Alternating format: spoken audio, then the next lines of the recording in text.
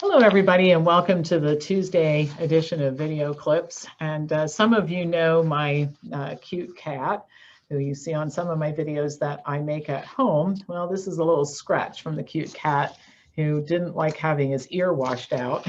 And so anyway, I just wanted to let you know it wasn't the governor of the state of Ohio who came after me in the parking lot or something like that. It was the cute little kitty cat who hissed and scratched me because he didn't want his ear washed out. So anyway, just starting out with some announcements. The first thing is just to clarify a couple of things. I get thousands of emails a day. Happy to answer as many as I can with answers and help you guys start groups or whatever it is that you're trying to do. What I can't do is answer questions that require a lot of information. I mean, there's just only so much typing I can do in a day.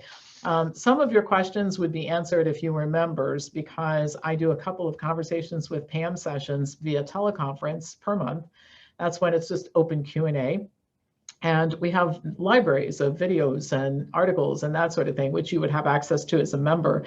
And I'm always referring our members to these types of things. And so they have continual access both to me and to libraries. So you might want to consider becoming a member in order to participate in the Q&As and all the other programming we offer here and have access to our library, particularly the articles library. That's where I put all of the COVID articles and that sort of thing.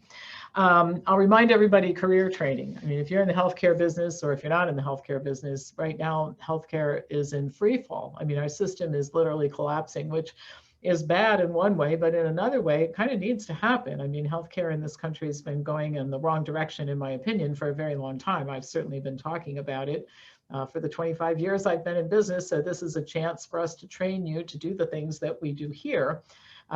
Which are informed medical decision-making, helping people to get control of their health by using accurate information to figure out what to do. And speaking of accurate information, remember that next week is the research boot camp.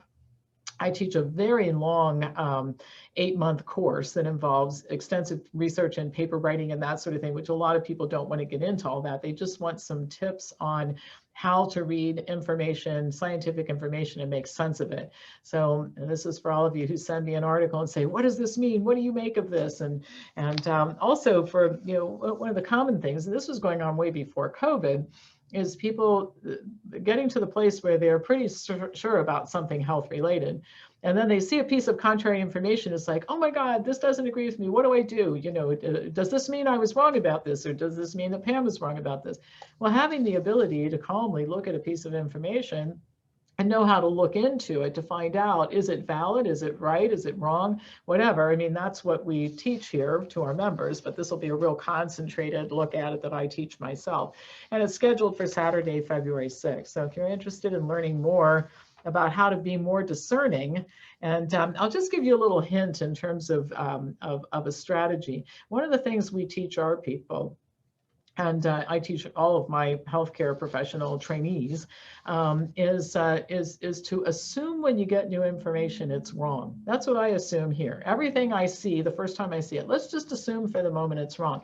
And I'm not talking about turning into a cynic. I think that's a real unattractive way to be. I'm talking about just how about some healthy skepticism when you hear something, and then looking into it before you arrive at a conclusion. And if you assume it's wrong and you try to prove it wrong, but it survives and turns out to be right, well, gosh, then you're really on to something. So anyway, that's what I'll be teaching on February 6th. And we stress that throughout our healthcare education programs here. Good clinicians know how to tell right from wrong and use particular rules to sort out information so that they can be accurate in what they say. And those rules can be taught to you in a fairly short period of time. So I think it's really important that I talk to you about what the World Health Organization says and what the New York Times says and Cornell University says and what Mr. Fauci says. And I think you will see the significance of that as I get into today's information, which has to do with PCR testing. So the World Health, and I'll just start with the World Health Organization, has officially acknowledged that what has been considered the gold standard test has a high rate of false positives that make it a bit unreliable. Well, in an advisory to lab workers that was issued on January 13th, the World Health Organization recommends a second test to confirm any diagnosis for people who show no symptoms of the disease. And the quote from the actual guidance is, quote, where test results do not correspond with clinical presentation, the new specimen should be taken. The World Health Organization warns that most PCR tests, quote, are indicated as an aid for diagnosis. That's a very important distinction from what has been going on. Indicated as an aid for diagnosis, meaning healthcare providers should consider at least 7 other factors to confirm any test. They, quote, must consider any result in combination with timing of sampling, specimen type, test specifics, clinical observations, patient history, confirmed status of any contacts, and epidemiological information. End of quote. That is a quote from the World Health Organization. This means that the tests administered at drugstores and testing facilities to people seeking medical care and so on are essentially meaningless because most people getting these tests are asymptomatic. There's no reason to get a test in the first place. And the people administering the tests are just administering the test. They're not really examining these people to determine their state of health. And again, this is from the World Health Organization. A study released last April from researchers from Cornell University and University of Hawaii found that evidence shows that false positive PCR tests are common enough to impact clinical and policy decisions.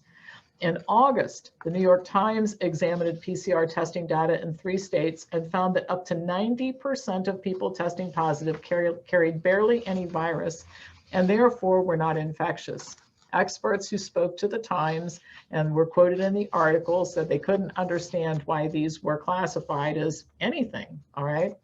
Quote, some of the nation's leading public health experts are raising a new concern in the endless debate over coronavirus testing in the United States. The standard tests are diagnosing huge numbers of people who may be carrying relatively insignificant amounts of the virus. Now, in addition to this, I covered another New York Times study that went back several years that was covering an episode at Dartmouth University Medical Center in which 1,400 roughly people were tested using PCR when they thought that there was a whooping cough epidemic at the center. And the error rate for the PCR test at that particular time for that group of people was 100% error rate, okay? Mr. Fauci has admitted this as much. And I covered this in an article, I believe, in the newsletter. Remember, the Forbidden newsletter goes out on Monday and the Forbidden videos are posted at WellnessForumHealth.com. But basically, just to put Mr. Fauci's statements into context, the issue with PCR tests is the cycle threshold that you use. The test multiplies a fragment of whatever it is that you're trying to amplify over a series of cycles until it can detect a virus within the sample. And the more cycles needed to detect the virus, the smaller and weaker the original sample was, which means that if you're running at the test at high cycle numbers, you may be taking fragments of nothingness and blowing it up into something, all right? So he acknowledged this, Fauci acknowledged this in a July podcast interview that in December, actually, that I think it was in July of last year. At 35 cycles or higher, the chance of the test being accurate are minuscule. This is according to Mr. Fauci. Quote, it's very frustrating for the patients as well as for the physicians, Fauci said. When somebody comes in and they repeat the PCR and it's like a 37 cycle threshold, but you almost never can culture virus from 37 threshold cycle. So to continue his quote, I think if somebody does come in with 37, 38, even 36, you got to say, you know, it's just dead nucleotides, period. He pointed out that patients usually are not told their cycle threshold after testing positive. And he also failed to point out when he was interviewed that the instruction manuals issued by the government and all were to run at 40 cycles, and by many of the manufacturers were to run as high as 45 cycles. An external peer review concluded that a major paper supporting PCR for COVID-19 had 10 serious flaws, and I also covered that in, I believe, either one of the Forbidden videos or in the Forbidden newsletter.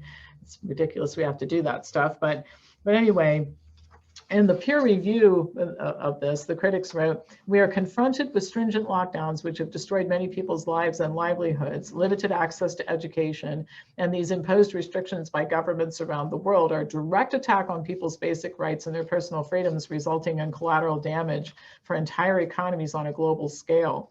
And again, if the test was accurate, this would all be warranted. But what I'm telling you, the World Health Organization is now basically saying that we should be concerned about all of this. A briefing published in Britain concluded that PCR testing is, quote, distorting policy and creating the illusion we're in a serious pandemic when we're not. A false positive pseudo-epidemic is a well-described phenomenon in the medical literature which results in an exponential rise in diagnosed cases and deaths, but no excess deaths, the researchers wrote. Nevertheless, the high threshold tests are continuing to be used. A physician from Omaha, Nebraska testified to the Papillon, Nebraska City Council on December 1st. We're basing all of these lockdowns, these restrictions, these mandates on faulty testings. In other words, he said, we don't have a pandemic of people falling over dead. What we have is a pandemic of false positives. He explained that it was not meant to be a diagnostic test, and that's what Carrie Mullis, the developer of PCR, said. It's not designed to be a diagnostic test. Anyone can test positive for practically anything with a PCR test. If you run it long enough, you can find almost anything in anybody. It doesn't tell you that you're sick. So again, this information is from the World Health Organization. This information is from the New York Times, the places that everybody is getting their information to justify what's going on. So I'm hoping that some of the people who still believe that we are, in the midst of a dangerous pandemic will check these resources out and maybe join our side of the fight at this point in time. All right, that's all for today. As usual, I'll pass this on to anybody who you think might enjoy watching it, and I'll be back to you tomorrow with more news.